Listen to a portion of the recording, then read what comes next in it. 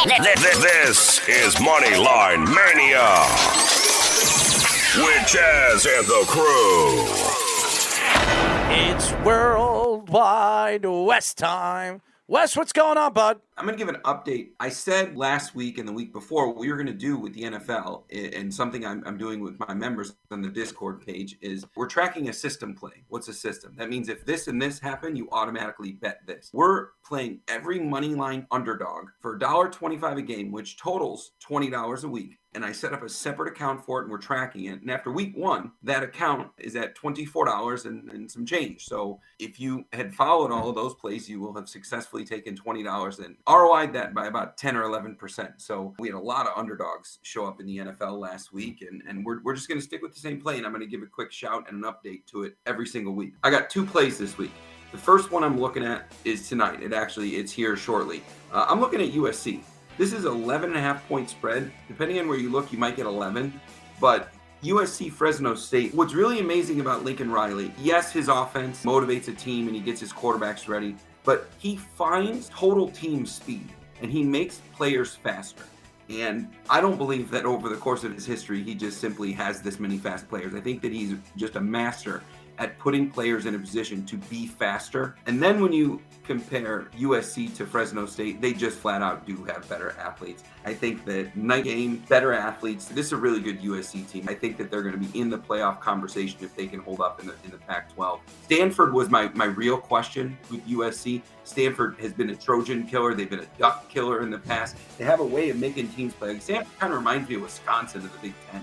Yeah, they just ugly it up and they take down big teams. Like USC tonight, I'm laying 11.5. I think that should be a good one. And then I said last week when we were talking about the New York teams, I said one of these New York teams is going to win outright, and they were both underdogs. I feel very strongly about both New York teams this week, although I feel the opposite. I think that the Jets have a shot of going into Cleveland and winning that game. I think that the Jets are going to cover. It's 6.5. I got it at 7. Depending on where you look, you can catch 7. It's as low as 6. It's just part of the game now with sports books legal everywhere. You're just shopping around for odds and value. But 6.5, 7, that's about where it is. I'm in at 7. I really like the Jets. I don't think that this week going against the Jets and a defensive-minded coach, I just don't think 147 yards of quarterback play for Cleveland is going to do it. The Jets have some talent that is yet to be named. They're yet to become really sexy names in the division or even in the league. But I really like the Jets, and those are my plays for the week. And of course, we're going to stick with the $1.25, $20 total investment, money line, all underdogs. What's cool about that play is last week there wasn't a payout bigger than plus 260. This week we have some that are in the plus 300s. Like if Chicago were to upset Green Bay, that's a little bit over 3-1. If somehow Atlanta were to upset the Rams, I'm not calling for these games. I'm just saying where that system gets cool is if some of these really big dogs come in and win. And it happens. And that's why we're following. Wes, I know you're a Bears fan, so if they somehow did start 2-0 and took down the Green Bay Packers, that would really be something. The Bears game is a double negative for me because I will not bet standalone NFL games. I find that it's the easiest way to ruin your vibe. And I also believe that it's the easiest game to lose. Although 10 points against that Packers offense that didn't do anything last week, that really is attractive. If I had no choice, life and death had to pick a game, I would take the Bears. But 10 points in a division game, that's one red flag to me. And then the other one is just the fact that it's a primetime game. That's another red flag. And there was some odd reverse line movement on that game. A lot of public action on Green Bay, and the line moved the opposite direction. So that tells me that there's some peculiar things happening on the Bears action. So 3 strikes for me, and that game, I'm out. We mentioned at the beginning of the show, you were at the Kansas City Chiefs Thursday night football atmosphere. What was that like?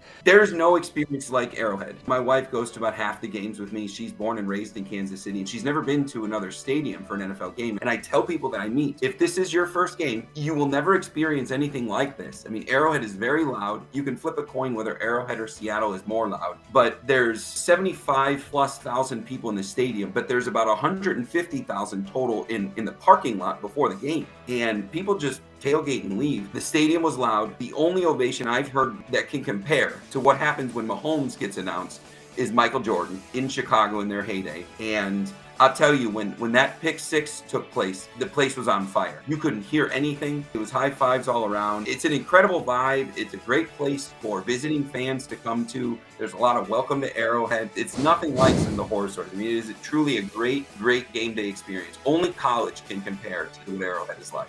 Wow, that is something. Great day for the Chiefs Watsons in that game.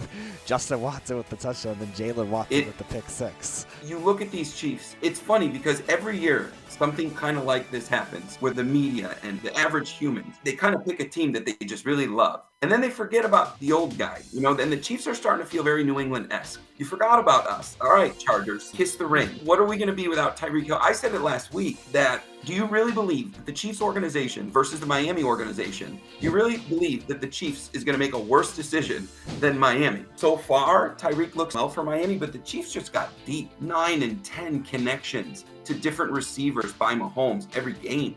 This is going to create a really dangerous situation for opposing defenses. They don't know who to play. We're getting very little run game. I think Kelsey was somewhere around 50 yards this past game. So it's odd the way that these things play themselves out. And the Chargers, the world was ready to give them the crown. They still are. There's a lot of people that love the Chargers, but Chaz and I always joke about this all the time. They find the weirdest ways to lose. And why not have it be a 97-yard interception return for a touchdown by a 7th-round rookie that beats you? Great job, Chargers. But the Chiefs did not find a way to lose, which that's why they won. The one that's really odd to me at this point, everybody's forgetting about New England. The matchup against Pittsburgh, that's an odd one, and New England is worth a look this week in this spot and taking some points, but they're another one. They've never gone 0-2 under Belichick. He can still coach some ball. There's names on that roster that 15 years ago were about to really become the best defense in football. And New England deserves more respect than they're getting right now. They're an odd one. Can they win the division? I don't know. Buffalo still has to come to Arrowhead in a couple weeks. And so what does that look like for them? I think Buffalo's going to have a hard time playing Tennessee in a primetime spot. Tennessee shows up in weird moments and plays bigger than they are.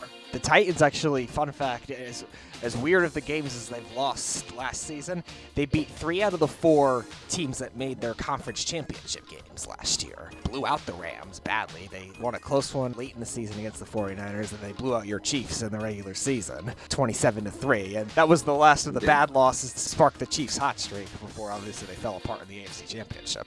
Well, I was going to say with the Titans in Buffalo, Josh Allen, Buffalo, everything that comes with that intense offense. If you were to pick 3 running backs in the league that can keep Josh Allen off the field and drain the clock and just run it down your throat, I don't know that you could name 3 without starting with Henry. Vrabel knows that. He's a real good coach. Very impressive what he's done. That's another interesting game with a high spread. I want to go back to your Patriots one. I do like that one too, though, because Bill Belichick owns Mike Tomlin, too, in his career. Mike Tomlin had one win, I think, in 2018 when they couldn't tackle Juju or something late in the game, and the Steelers ended up winning. They got in the field goal range. But beyond that, since 2011, that's how long ago it was since the Steelers won up until just recently in 2018. To add another log to that fire you're throwing out there, that's Big Ben.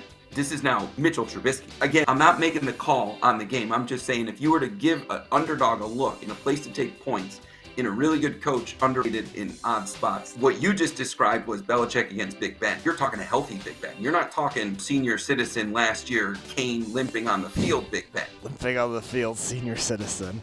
That might be what Joe Flacco's at this point with the Jets. I trust Joe to not give the game away, though. And I trust Joe to do more than 147-yard Jacoby Brissett. The Browns, they're probably going to need to win in a theft-type fashion like what the Chiefs did against the Chargers. Because I like this Jets roster. I like them better out of the 2 New York teams than the Giants. I don't think that both New York teams are going to lose. I don't think Saquon Barkley's going to put up a 170 burger again. I hope he does, but I'm kind of with you on that front just because it might be tough with the way the Panthers' outside rushers are in terms of that much yardage. It's not out of the realm just because, as well, the Panthers also gave up 141 yards last week to Nick Chubb, so it's very interesting how that could end up working out. Worldwide Wes. Thanks, Wes. Always be cashing, fellas.